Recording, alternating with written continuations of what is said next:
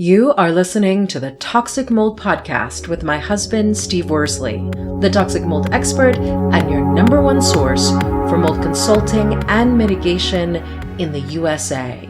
Here is episode 151, Detoxing from Toxic Mold Exposure. Before we get started on this episode, a short or not so short disclaimer. While all attempts have been made to verify the content provided in this podcast, neither the podcaster or the producers assume any responsibility for errors, omissions, or alternative interpretations of the issues discussed herein. All information stated in this podcast is the opinion of Steve Worsley.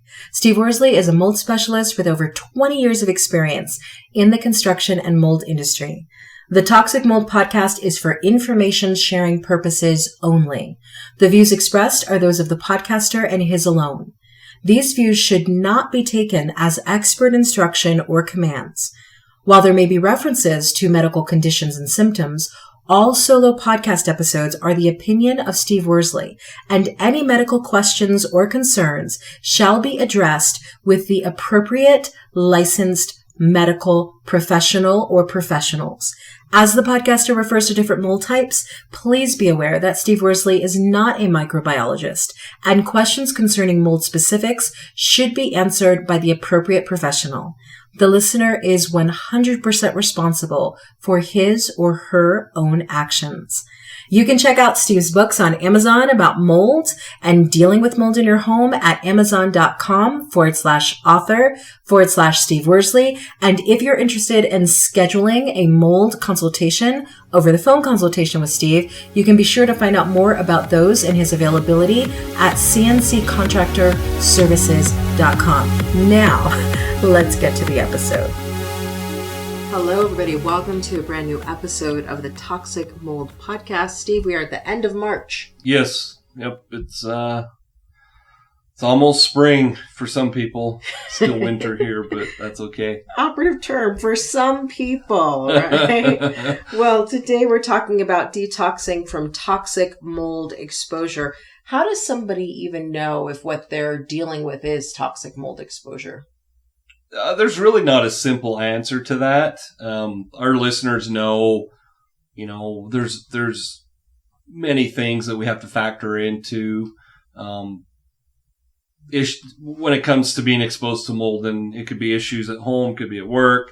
There are people like your doctor that has to get involved. There's air testing that has to be involved, visual inspection, blood work. It's not just, well, I think I'm getting headaches and it's because I have a mold issue. We don't know for sure. So to answer the question, the only way for sure to know is our listeners have to do, you could do blood or urine, but they're going to have to do lab testing from their body to see what mold toxicities they have.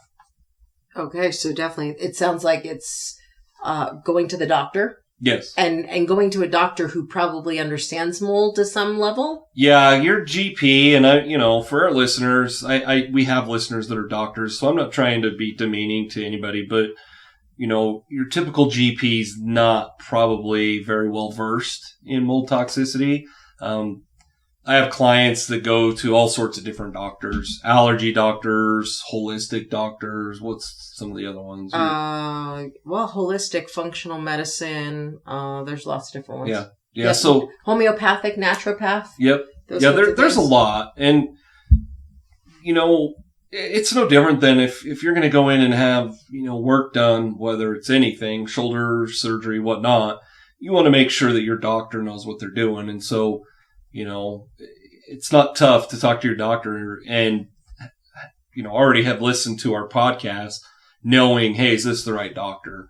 But I do want to be clear. Obviously, our listeners know this. You have disclaimers, but, we're not giving any medical advice or anything like that because I'm not a doctor. But on the other hand, you can't just go to your doctor if you're dealing with a mold concern. Correct. So being that you're on the mold remediation specialty side of things, would you recommend that somebody have a mold specialist come and run air tests so they have the levels of mold in their home before they go to the doctor? Or should they go to the doctor and at the same time be getting the air test? I would try to do it in conjunction, so at the same time. I've had clients that, like the medical side of it takes weeks to get results. I've had clients that on I call it the blue collar side, the building side of it, that it takes weeks to get air test results back. So it doesn't take that long for us. We literally if we run air tests, we have results within about a week. So if you can do it in conjunction, go to your doctor, have air testing done. But once again, keep this in mind for our listeners. We don't just run air testing. If a client calls us and they say, hey, can you just come run air tests? We won't do it. Why is that? Well, if they can see the mold, then you don't need air tests, right? Right. But if we see mold, we don't do it. But the reason why we won't just do air tests is the same reason why you can't just call your doctor and say, I want an MRI done on my shoulder. Yeah, because there's some general things they have to do first. Right. We have to do an inspection. We have to know if someone was to send me their air test results and say, hey, Steve, what do you think? I can look at it and go, okay, well, you have Stachybotrys, so that's the toxic mold, black mold. That's a concern. But beyond that, it means nothing to me if I don't know what the property conditions are. Hence why you do yours like CSI investigations, because you need the full picture. Exactly. To be able to put the pieces of what's going on together. Right. For our listeners, I say this for a couple reasons. If you're looking for a mold specialist in your area and you call them and you say, hey, I just want air testing, and they're like, yep, we can do that. It'll cost you $1,000. I'd be very, very concerned if that for one, they're going to charge that much. And for two, they're just only going to come in and run air tests. You cannot do that. And some of our listeners know this. I used to offer what we called an on-site consult and air testing, and I quit doing that. But even when I did that, I still had to go look at problematic areas. And it got to a point, remember, I just decided, I said, there has to be a full inspection, mold inspection done with it. So there's no reason to just run air tests. There's no reason to offer that service. Absolutely. And in the same way, I think this is a good segue to when someone thinks they're experiencing mold sickness or mold toxicity, you need to work with a doctor who's asking those questions too, who's not just saying, let's do this test and let's do that test. They need to be looking at the whole picture on the medical side as well. Exactly. And it's, and I don't want to speak for our clients and their insurance companies, but for the most part, from what I've heard from my clients, the testing that they do on the medical side is not covered by insurance companies. Now, I've had clients that say that the doctor's office, whoever's doing it, has found out ways to take the proper steps to get insurance to cover certain things, but they won't usually cover all of that. And my whole point is the medical side can be very expensive, just like our side is with testing. So if you go to a doctor and all they want to just do is the testing and then they get it back and they go, yeah, there's a problem. Well, if the doctor hasn't really asked you about what your daily habits are, or, if you're immunocompromised or whatever, and you haven't done the mold inspector side of it, we can't give you a whole lot of answers. It's frustrating for us to not have the information, just as it would be frustrating for a doctor. Isn't that also why you suggest pretty consistently that people keep a journal and they document? Exactly. You're the one that brings it up more than I do. But. Yeah. Because that's data they can give to a mold specialist. That's data that they can bring to the doctor's office. Right. Then when we do VPAs, virtual property assessments, when I do consults, we send questionnaires. And in those questionnaires, we ask a lot of questions. And we want to know the past history of either your body or problems with your home. And if you come in, and I guess my point is if I go in and I'm having shoulder problems, and I go into the orthopedic, and he says, well, what hurts? And I'm like, well, it just hurts. Well, did you have an accident? Did you fall? No, it just hurts. Like, if you don't give him any information, he's kind of like, well, I can't help you. I can't help you much. So the more information you have, the cheaper it's going to be when you come to the mold specialist like me, if that makes sense. It does make sense. Because you're not wasting my time doing investigations or getting a history when you could have provided that. Absolutely. So once somebody knows that what they're experiencing, let's say they've done the medical testing, it comes back that they have mold sickness or mold toxicity, what next steps should they be taking? So something I probably should have said at the very beginning, for any of our listeners, just for liability reasons, if you think that you're sick because of mold, you have to remove yourself from that environment, period. Okay. So as harsh as it sounds, and I get emails from people all the time, do I really have to just leave my house with clothes on my back? Exactly. People yes, don't like that's that. what I have to tell you. Yeah, people don't like that. And yeah, are there things that we can do to salvage whatever? Yes, we can. But for the most part, if you feel like you're sick because of mold, you need to leave. Yeah. Period. So that's the first thing they have to do is they've got to vacate the moldy property or the moldy home. Could be at work. Could be, school, wherever, that they have to vacate that property. Okay. So the first thing is they've got to vacate. But then the next question you typically get is it really with just the clothes off my back? Is there, are there some things that I can take as I detox? Yes. So once again, we talked about having the mold specialist like myself involved and then your doctor. If we know from the inspection we did, let's just say, or it was a VPA, however we did the inspection, that you have a leather couch versus someone that just has a microfiber couch. Can we salvage that leather couch? If it's an heirloom and you don't want to part with it, there are things we can do to salvage that couch. When it comes to just a normal lazy boy chair or microfiber couch, you really can't. Can we salvage books? Should you salvage books? No, you shouldn't. But if you have to, are there processes we can go through to salvage them? Absolutely.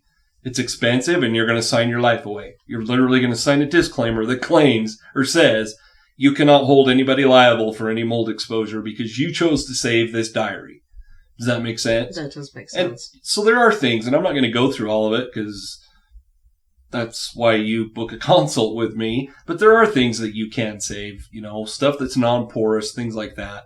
But it is a long, lengthy process.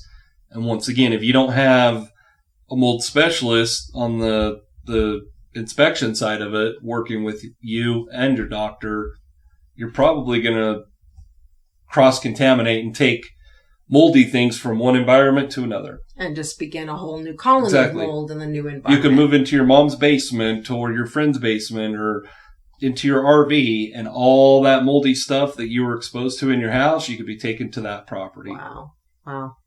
So when somebody actually goes into detox, let's say, what are they taking when they're going into detox? Like what's happening? I've read certain blogs where people just go in the middle of nowhere and they just stay there for 3 months and then they feel better. But I mean, is that what people are doing when they detox? I've dealt with people and I've read stories where they literally go stay in a tent out in their yard.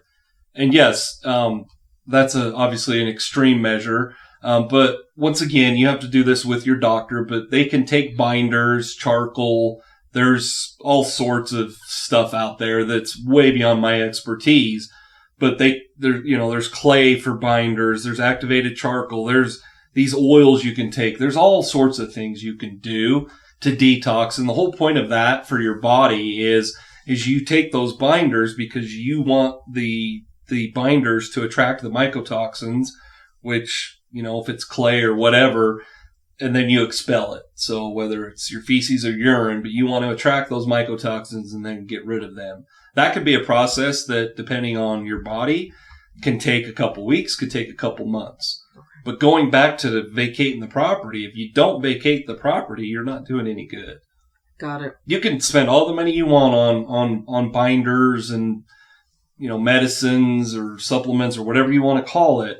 But if you don't ever vacate the property or you don't get rid of that mold exposure, you're doing yourself no good.